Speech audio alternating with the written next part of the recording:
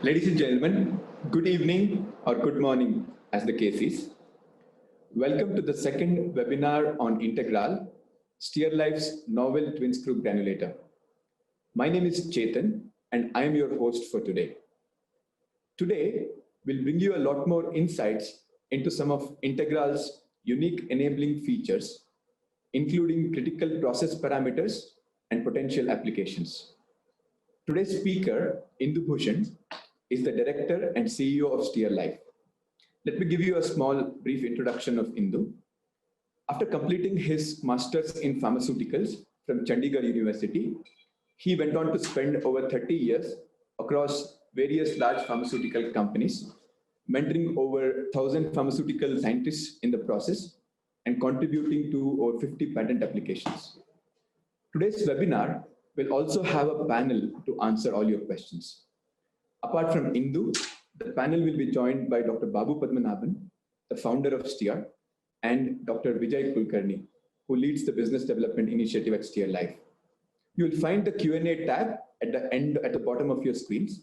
Please drop in and ask your questions, and our panel will be happy to answer.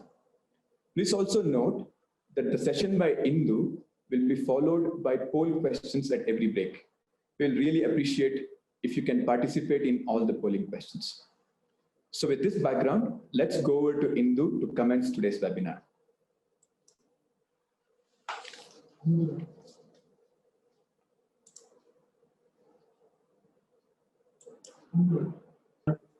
Given about the topic and about me, I would like to give a brief about the topic of discussion today, which is unique enabling features of Integral, a novel twin screw granulator. Moving to the content of today's discussion, which is related to the content in next 45 minutes to 1 hour. It comprises of multiple topics.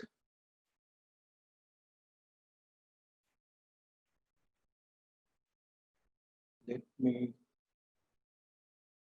put it. Okay. So the content will cover general and unique features of Integral, critical process parameter and risk-based optimization approach, continuous granulation, why is it preferred over batch process, followed by Integral multiple areas of potential application which we could identify in last 4 or 5 years, and lastly case studies.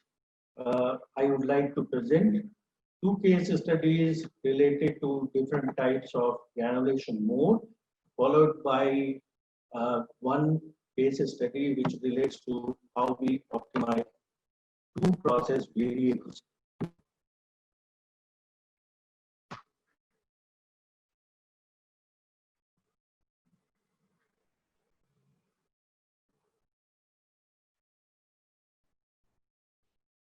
Moving to general features of Integral, last time Dr. Babu gave a introduction of how Integral can be a bin-to-bag system, starting from bin of various individual material, or it could be bin of a mixer, where the mixed material is kept and loaded on top of the processor.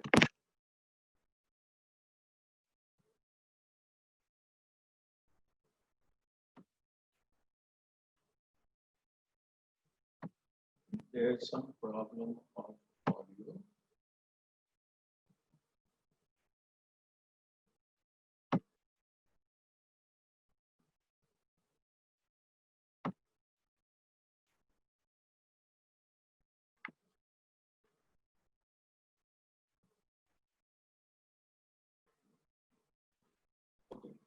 I was talking about general features of Integral, which starts with feeding of material as a split individual component or a mixture from a blender.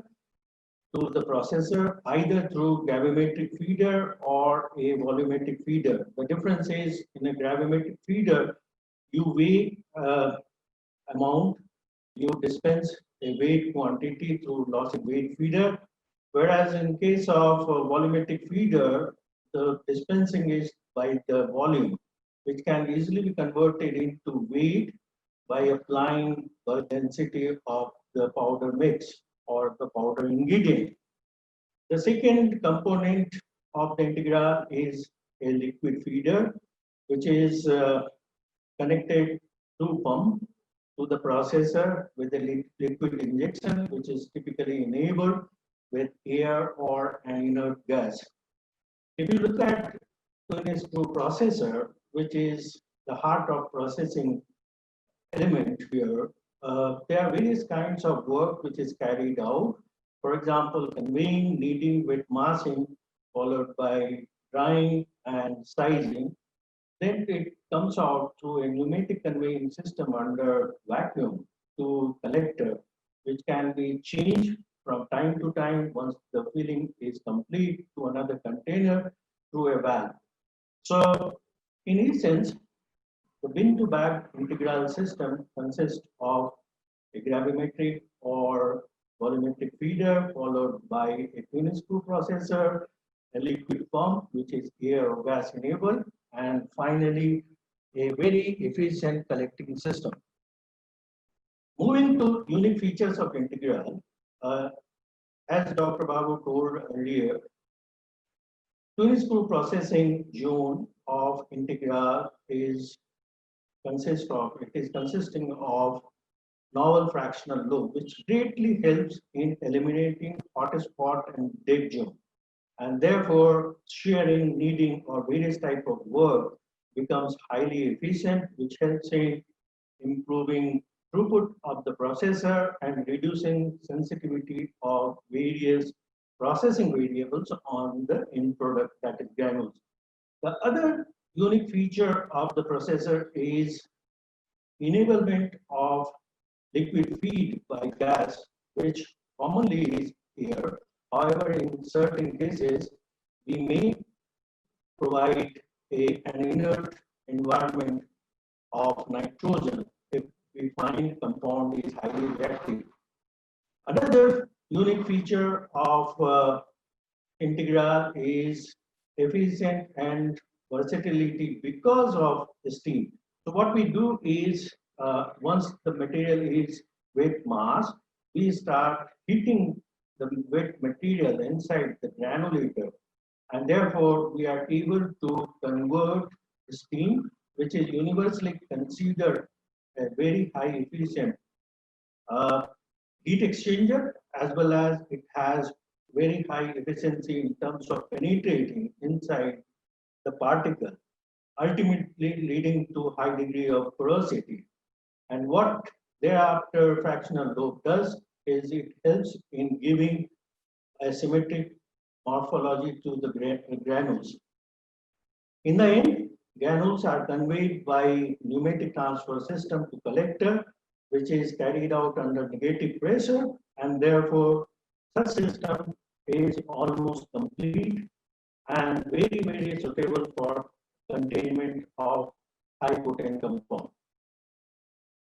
Moving to the mechanism of granule formation, which was a long time back discussed and presented by Perez and Green in Chemical Engineer's Handbook. I have taken this slide, which holds good even today for many wet granulation process. There are 4 steps involved in wet granulation. It starts with wetting, when the liquid is pumped inside the molecule or the particle starts wetted on the surface. In the second phase, there is a growth because the surfaces are wet. Therefore, the particles tend to stick to each other, and therefore, what we see is smaller granules getting formed. Thereafter, what happens with the mechanical energy being supplied, there is a consolidation phase which results in large agglomerates, which is required to be broken in a controlled way to granules of desirable particle size. So in In essence, what we see is granules properties being dependent on size, voidage, operating and material variables, and which in turn comes from process design and formulation design. So while I will deliberate more on the process design, you should remember that the formulation or the material or composition of the product also is very important feature in successful product development. Coming to continuous granulation, why is it preferred over batch process? There are multiple reasons. I will go one by one, and therefore I would say that it is okay if you abandon batch process. Starting from multi-dimensional dynamic steady state, which is typically observed in a continuous process, because continuous process depends on the dynamic state, steady state, which is built by multi-dimensional. We will see it very shortly. Whereas on the other side, if you see a batch process, typically one observes only few endpoints or few variables which are typically monitored, and that too is not reliable enough. So the result is a multi-dimensional dynamic steady state, which is correlated well with granules properties or even tablet properties, gives more reliable process and reproducible quality. Second important point is flexibility of runtime.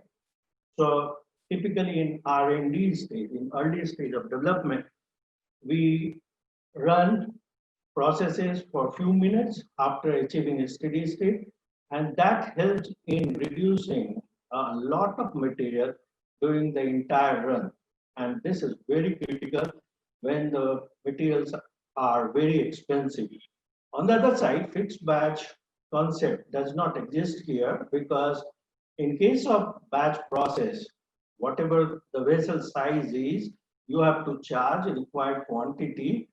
Otherwise, the process variable looks haywire. So flexibility of run reduces up to 50% of time and material, particularly during commercial run. What we have seen, continuous process can be scaled up either linear, which is running it for longer time, or moving to a larger scale equipment.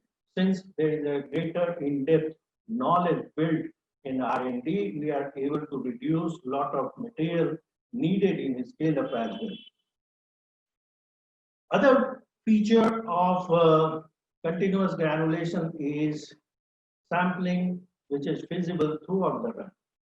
And it is event-based, it is time-based, rather than a static sampling protocol, which is typically followed in a batch process.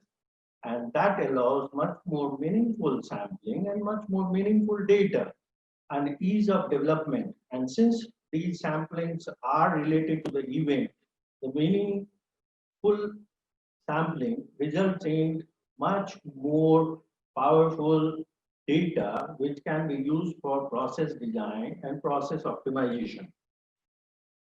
Another feature of continuous granulation is fast process optimization, which we will see in detail in subsequent section, because it provides meaningful sample and a flexibility to run a smaller run. We have outcomes known much more faster than a batch process. A batch process results in less sensitive variable and a rigid process, and therefore we have to do a lot many experiments, lot many combinations to understand correlation between what the outcome properties is and what the process variable look. So net result is faster development cycle and much more reliable product. Yet another feature of continuous process is short run with very small hardware. So typically a lab scale processor, if you see, it's a benchtop processor capable of running either half an hour to 5 hours to 50 hours, whatever you would like to keep it. And because the hardware is small, we have very less hassle in terms of cleaning, keeping it, footprint, and material requirement. On the other side, look at multiple process steps in batch process. And therefore, you have to go through multiple steps of checking, multiple steps of testing. Integral being a single part processor involving granulation, drying, and sizing, all three together in a single pot greatly reduces footprint even in lab, and therefore we are able to basically develop those products where there is a limitation of API ability, either because of the cost or sourcing related.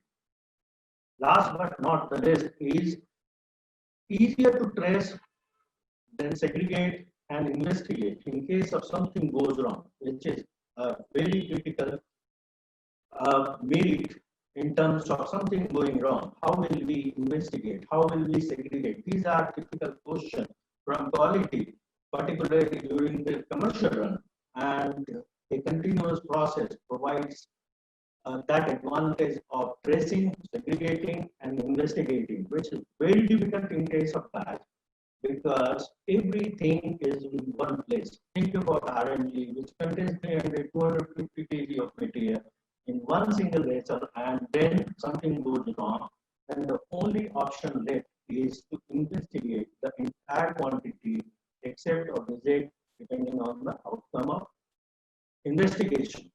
So there is a significant reduction in waste and the cost if something goes wrong. Here I stop and move to first polling question. Over to Chetan. Let's now go to the first poll question. Please select the answer from the list of options displayed on your screen. What is more challenging while adopting continuous granulation process? Is it process development, process optimization, or scale up? We have another 25 seconds. Also, if you have any questions on the ongoing web session, please drop into the Q&A tab at the bottom of your screens and feel free to ask your questions.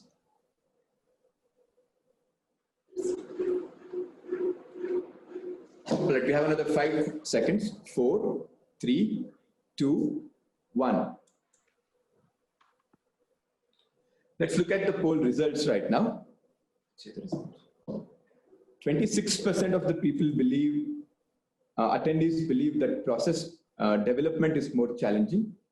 37% of the respondents believe that process optimization is more challenging. And 37% of the respondents believe that scale up is more challenging. Let's go over to Indu to continue the webinar. Very good. So what the result indicates that process optimization and scale up being slightly more difficult than process development. In fact, all of them are highly critical. Let us start with understanding critical process parameter and how to optimize them with respect to the end product property, in this case, granules properties. Let me start with various types of process variables, which can be classified into two different classes. Number one, independent variables, which are essentially allow someone to play independent of other variables. So these variables are not dependent to each other. On the other side, if you see, there are many dependent variables. If you combine both of them together, we have more than a dozen variables. That's the flexibility, that's the sensitivity continuous process offers, Integral offers in terms of optimization. And how to use it, I would like to give a brief introduction of that. Now, when we talk about independent variables, which are essentially machine variables, let us start with screw geometry and arrangement. And these are essentially tried one at a time, various types of geometry and arrangement during the early phase of development in order to come out with very efficient arrangement. Thereafter, what you see, zone temperature profile, screw speed, feed rate, air suction pressure, liquid atomization pressure, liquid to solid ratio, these variables can be changed during a run. and therefore it is easy to understand how the changes in these variables affect Gano's properties. So in early phase of development, our focus is identifying suitable geometry and the arrangement of a screw and fixing some of the parameters which are broadly affecting having a high impact of Gano's property. Once we are able to fix those parameters, we leave certain process variable independent, which can have less impact, but nevertheless important, and can be subsequently optimized in order to get a desirable Gano property in the end product. On the other side, dependent variables are one which is produced when the material meets machine, and therefore these are dependent not only on the machine but how the material is processed by the machine. For example, torque, specific energy, whether it is specific thermal or mechanical energy, heat transfer, whether it is exothermic in a specific zone, processing zone, or endothermic, we have to keep an eye.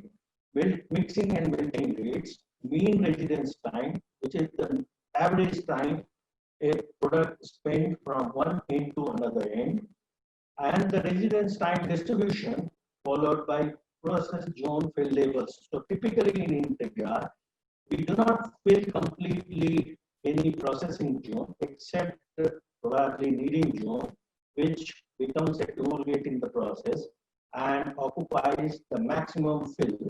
All other zones remains relatively less filled. So after knowing these dependent and independent variables, now the approach is identify how these dependent variables are related to quantitatively and qualitatively to independent variables. Once we understand that relation, then only we can think of design of experiment for optimization.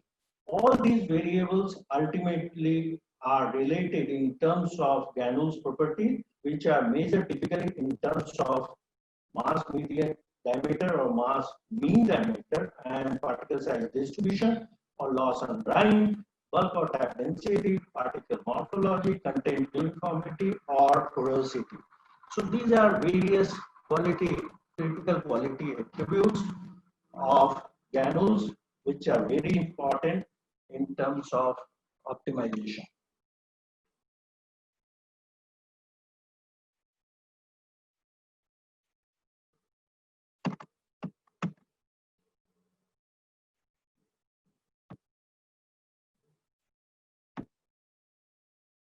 Now, moving to typical impact level of these process variables on Gano's properties. There are various variables, therefore we have to be fully familiar how they impact Gano's properties. Starting from screw geometry and arrangement, these are high impacting and therefore they are required to be kept constant, means fixed. Whereas other three variables, for example, air suction pressure for conveying material from exit to material character or liquid to solid ratio or barrel temperature, they are medium impacting. Nevertheless, they are required to be also fixed during the commercial run. What we do is during the development, we keep emphasis on low and medium impacting variable. Once we understand risk associated with these medium and low impacting variable, we try to create design space in the subsequent phase. Now the question is, how will we check robustness and ruggedness of the process developed during the optimization? So this comes with deeper understanding of correlation, quantitative or qualitative, between independent and dependent variable, how they are related with, whether they are dependent with one independent variable or they are dependent on more variables. That's very, very important. On the other side, how dependent and independent variables results differences in granules property, which is for any end user very important to understand. Another point is effect of change of process variable on output properties. So these effects like low, medium or high should be understood from the development phase. And then we have to be thinking about whether we would like to do a linear scale up, which is time dependent, means running it for longer time, or whether we would like to scale up on a larger scale equipment. All these considerations are very, very important in terms of process robustness and ruggedness. Our recommendation in terms of few critical process variables are as follows. Screw speed and feed rate typically change in conjunction with each other and should give us a processing window wide enough and having a tolerance good enough to scale out if required and take leverage of efficiency if we want to run it at a higher feed rate. On the other side, barrel temperature and liquid to solid ratio, which I indicated earlier, has medium impacting, should be tested for change in plus minus 5 degrees Celsius or plus minus 5% of set value so that we understand whether these variations result in any change in consistency of process or granules property. These are very important because typically equipment comes with these level of tolerances. Until unless the process accepts this tolerance, we will encounter like the fluctuation in the quality of granules.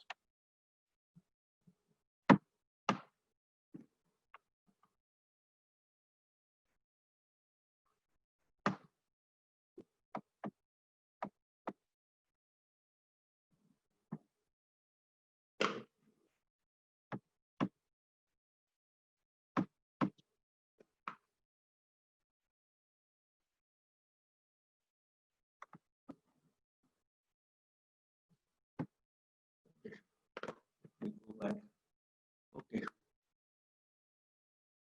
Let me start with case study number 1, which relates to wet granulation process. We use integral alpha for wet granulation process. We took metformin hydrochloride, which is a commonly available API, having good water solubility. We used PVP as a binder, 5% label, mix them together, used as a feed, pre-blended material, and used water as an activation for bringing about wet massing and agglomeration. This was followed by drying, sizing, and ultimately discharge through open pore. This was a small experiment, and therefore we used an open pore for collecting dry and size granules. What we did, we studied particle size distribution of the granules and other physical properties such as bulk density, tap density, car index, Hausner ratio, and loss on drying. What we found that with a very simple process, we are able to get granules suitable for running high-speed tableting machine. Approximately 85% particles retain on a mesh, indicating only 15% of the fines. Very good flowability because the car index is below 20. Very good compressibility and LOD meeting specification.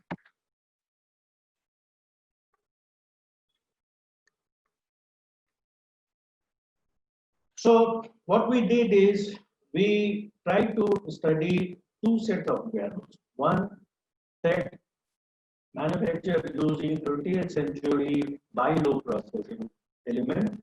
The other set was produced by Steers patented elements, which is fractional low. What we found that there is a distinct difference in the morphology of two sets of granules. 20th century or BILO elements produced flaky morphology, whereas on the other side, if you see fractional low processor resulted in more symmetrical. granules, much more rounded, spheroidal in shape, and that's the main difference in morphological we found. We wanted to study deep into the various porosity property, and therefore we subjected this for mercury porosimetry study.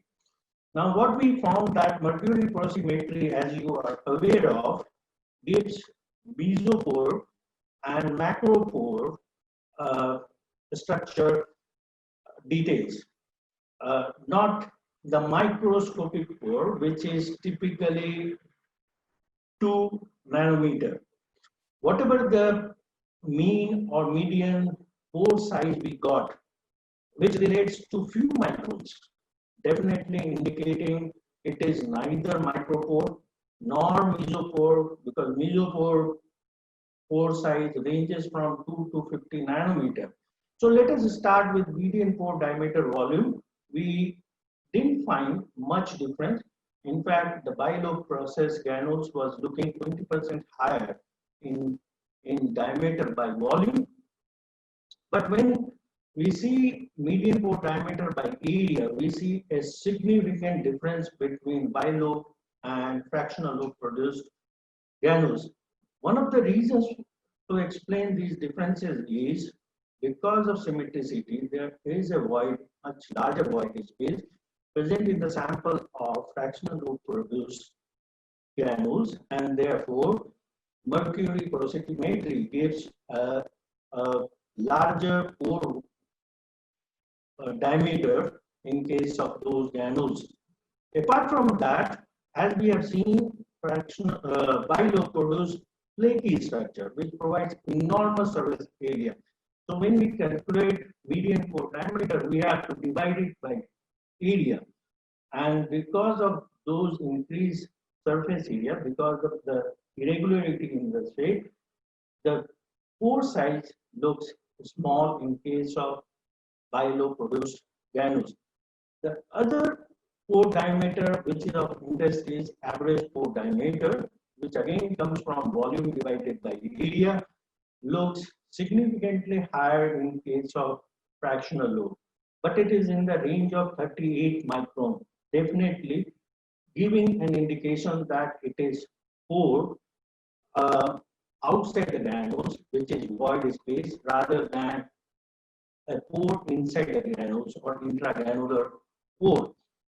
A difference of 50% in this case indicates that because the arrangement of spheroidal particle is much more ordered and therefore much more larger void in the space when mercury starts getting intruded at a low pressure.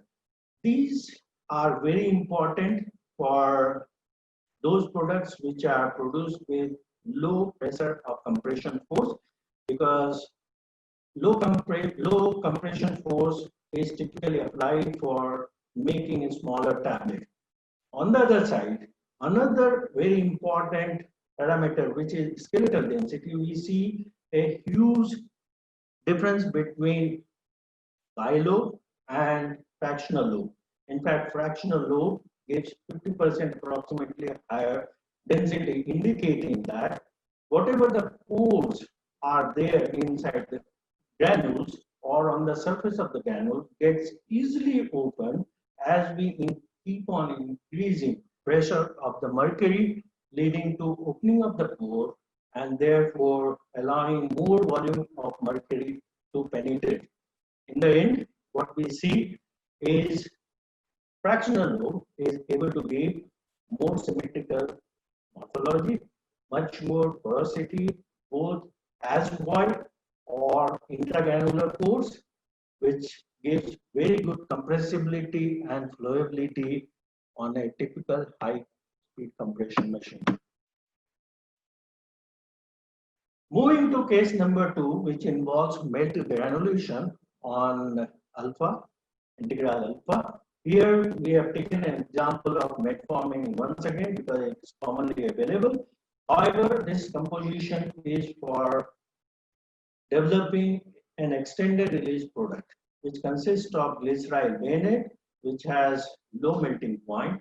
On the other side, the other release retarding material is HPMC 300M, which we all know is a hydrophilic polymer. We blended these ingredients together and a uniform blend was fed the intake zone, followed by melting, which resulted in a molten mass on the surface of particle, resulting in agglomeration, followed by cooling, sizing, and open discharge. What we did in this case, we went up to making tablets, and the table on the left-hand side talks about physical properties of the tablet compressed, where we could compress tablet of 500 mg with 650 mg, and all the parameters of the tablet we found satisfactory, as well as the performance of tablet during dissolution, which is given on the right hand side table. USP recommend dissolution test for metformin ER tablets, and we found that tablet compressed using these granules met all the criteria of dissolution as recommended in the USP. Now comes to polling question number 2. Over to Chetan.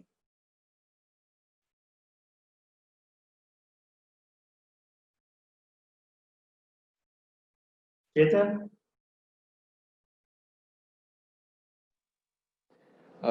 So let's move on to the second polling question. Which critical process variable is most important in optimization? Is it feed rate, liquid to solid ratio, screw speed, or zone temperature profile? Request you to please select the option that you prefer. We'll have the poll open for another 30 seconds. Also, if you have any questions on the ongoing session, please drop into the Q&A and ask your questions, and our panel will be happy to answer. The poll will close in another 5, 4, 3, 2, 1. So let's see the results. 38% of the respondents feel that feed rate is most important. 27% of the respondents feel that liquid to solid ratio is most important. 13% of the respondents feel that screw speed is most important, while 22% of the respondents feel that zone temperature profile is most important. Let's go back to Indu to continue with the webinar. Okay. Good to know many people believe that liquid to solid ratio or feed rate they are important parameters, and exactly in our case study number 3, which involves process optimization and stability, we will discuss about these things. So when we move to process optimization, in this case we took a high dose NSAID drug and we used a commercial scale integral gamma in a wet granulation mode to understand how the two important process variables, that is feed rate and fluid uptake, how it affects granules properties. Now, in terms of granules properties, we have kept 3 responses in optimization. Number 1 is retention on number 20 mesh, which is typically around 850 micron.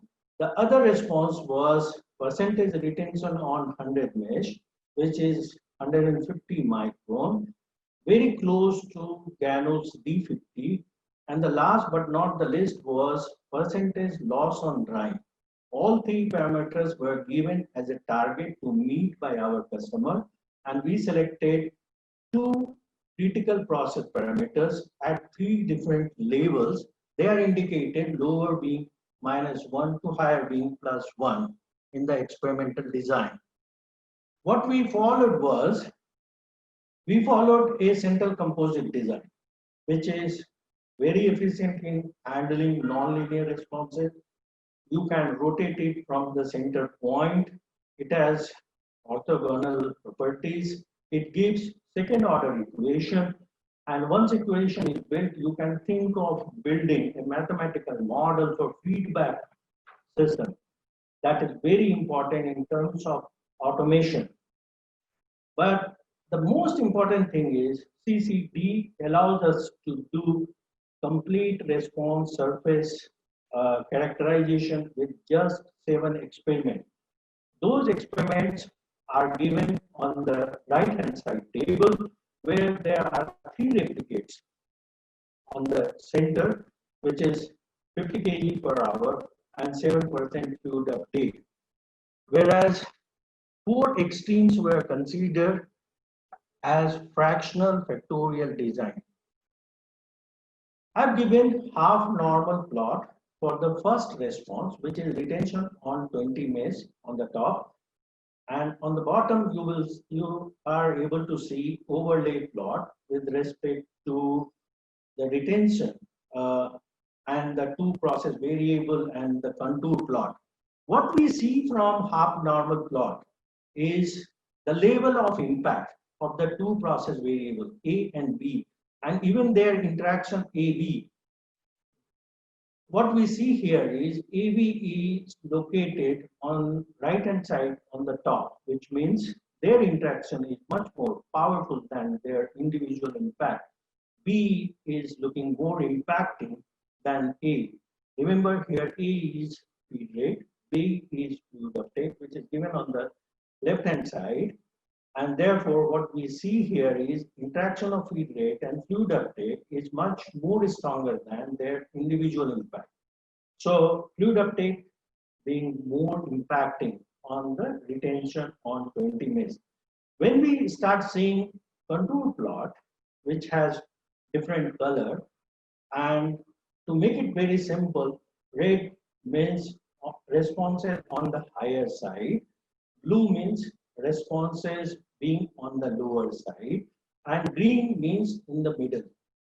What we see, the experimental center point, which is depicted by red dot in the center, falls in the green zone, which is a good news because that gives a much more buffer and much more freedom to operate because it is falling in a green zone, which itself is sandwiched between red and blue zone. Therefore, what we conclude from here is an operator has much more flexibility to change feed rate or fluid uptake either simultaneously or one at a time to change Gano's property if it is required. But the more importantly, they have no strong impact. So it verifies the robustness or ruggedness criteria that it indeed is affecting less to the Gano's property. Moving to response number 2, percentage retention on 100 mesh.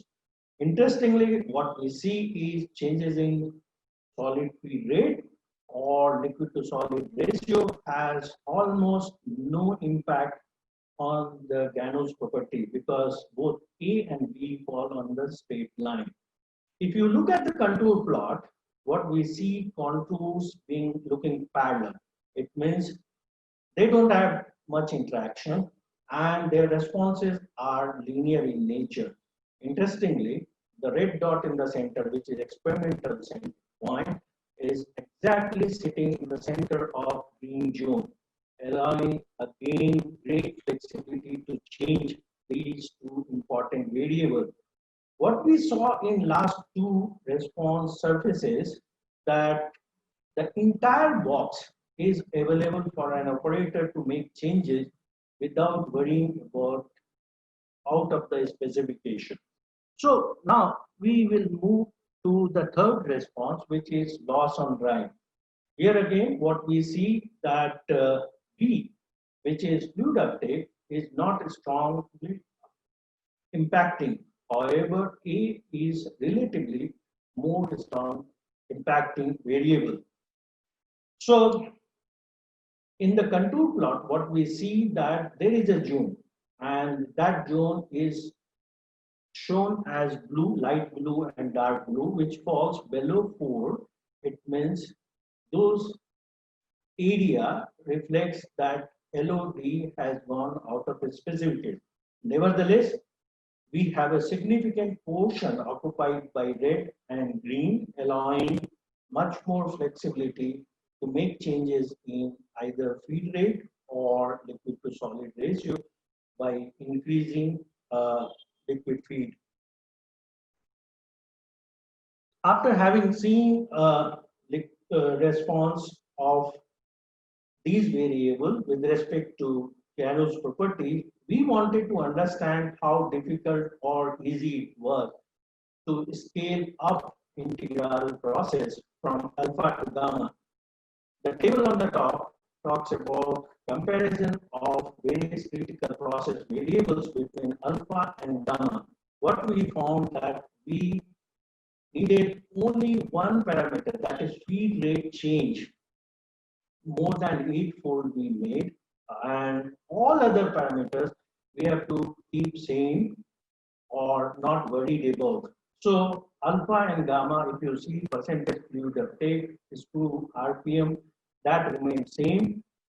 However, the feed rate, because of the larger vessel of integral gamma, we have to increase it 8 times, because as the diameter of gamma is twice of alpha, it is obvious to expect that it will have 8 times volume, and that perfectly fits with the process requirements. So with 50 kg feed rate of solid, we were able to get reproducible result without any even fine tuning of other parameters.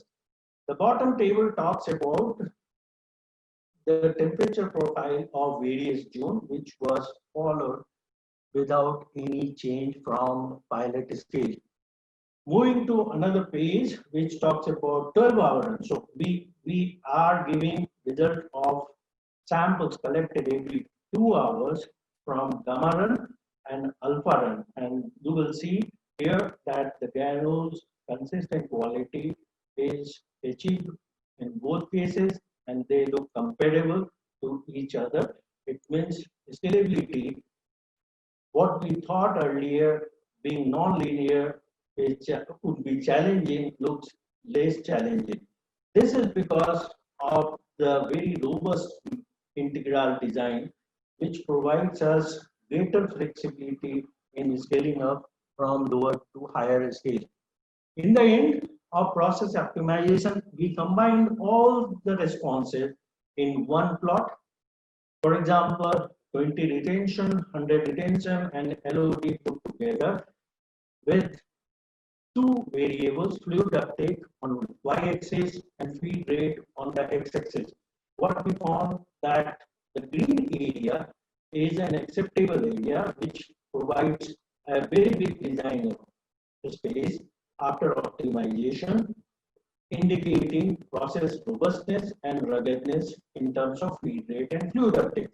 On the other side, gray zone is somewhere one or more parameters fail in meeting criteria, but however, that is small. Therefore, our recommendation is please change the center point, which was fixed earlier with certain assumption, to a different place after optimization. So what we see is scalability from alpha to gamma is very simple, and it results in robust and rugged processes.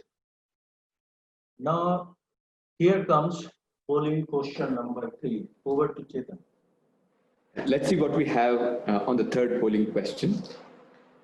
Which is the most preferred area for implementing continuous granulation technique? Is it API? Is it finished product manufacturing? Is it high potent drug product manufacturing? Or is it differentiated product development? Please choose your answer, your response in the next 25 seconds. Also, if you have any questions, please drop into the Q&A tab at the bottom of your screens and feel free to ask your questions. This last session will be followed by the Q&A session, which our panel will answer. So we have another 15 seconds.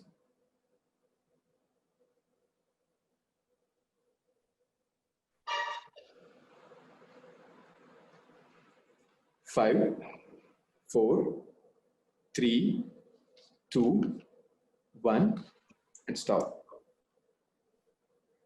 So we have the results on your screen now. 6% of the respondents feel that API is suitable. 36% of respondents feel each that finished product manufacturing and high potent drug product manufacturing are suitable, while 21% of the respondents feel that differentiated product development is suitable. So let's go back to Indu for the final session of the webinar. Right. Now coming to some of the potential areas where Integral can be used in adding value either in API or finished product. I saw many respondents talking about the product and API. When we talk about API, there are two ways to increase value addition, and one is changing the physical properties, making them directly compressible or drum to hopper. And we have seen good traction, good interest from various API manufacturers to increase those properties so that the footprint of drug product manufacturing ultimately gets simplified and reduced. In another area of API application is changes in solid state or chemical properties. That's very exciting because that's a substantial change in the API properties. It means you are playing with both physical and chemical nature of API, and thereby you are making a differentiated API in the end. That's a very niche area for API, and there are few examples we have where we could even do changes in chemical properties, whether it is a solid state or it is a salt formation. There are many cases we have which indicated that excipients, which otherwise is cohesive, less flowing, less compressible, can be made into directly compressible or co-process. Today, if you see, there are many excipients which are available either as a co-process or directly compressible grade. Integral can be thought of in that area for creating a co-process or directly compressible excipient, which is much more suitable for formulation development and manufacturing. I saw that a lot of interest on high potent compound. Yes, indeed. Integral is a very highly variable tool in terms of processing of high potent compound because it offers you a manufacturing solution for significantly reduced cost in development and manufacturing because the footprint is less. Typically, high potent compound manufacturing involves a lot of expenses in containment because of a closed system, because of a smaller footprint. The operational cost is significantly lower than the batch process. So it is a great tool. It is a great tool for high potent compound. In terms of brand and generic, it offers efficient and flexible processes because what we saw that batch process is very rigid. It's not flexible because it does not meet a specific need of various products. On the other side, a continuous process based on the integral provides you greater flexibility of meeting the requirement of diversified product range, and therefore consistent quality and improved compliance can be assured. We have a number of examples with various API, either in terms of creating a directly compressible API, for example, tenofovir disoproxil fumarate, which goes in a big way in ARV product, or ibuprofen DC granules, which is a high dose drug with low melting point. We could make 100% API as directly compressible. On the other side, we have combination product. For example, artemether and lumefantrine getting easily converted through a wet process into a directly compressible pre-formulated ingredient. So we have number of products developed, we have number of cases, and I would urge today's participant to interact with my friend to get more details on these examples to understand how we have created these case studies. In the end, I have a quotation from Father of the Nation about change. We must become the change we want to see. And at Steer Life, we have taken a lead to bring about changes both in terms of processes and product, and that's reflected in our vision of changing the way we make and take medicines. Improving efficiency, improving quality is our motto, and we will be more than happy helping people if they want to seek our help. Thank you very much. Here I end my discussion and I will welcome any question or answer. Please write if you have anything more to know to my colleague, Dr. Vijay Kulkarni. His email address is given and we will respond to those questions later.